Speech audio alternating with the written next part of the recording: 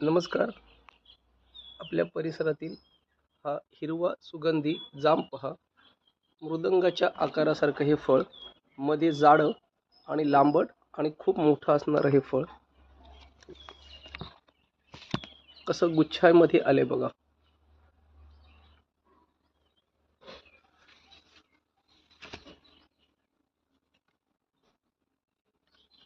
हाही ह्याचा दुसरा बहर आहे आणि हा तिसरा बहर पुन्हा एकदा नव्याने येत आहे.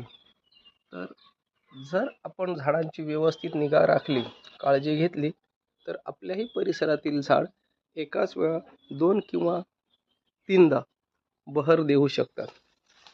बघा बरं, एक छोटंसं झाड, खूप अतिशय मोठं नाही, पण एक छोटंसं झाड ज्याच्यावर एक छान पक्षी पण राहून गेले होते.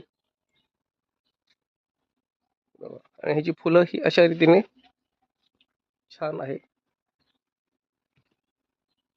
तर अशा प्रकारचं जाम आपल्या परिसरात कमी जागेमध्ये लावायला आपणास ही हरकत नाही. करा प्रयत्न. धन्यवाद.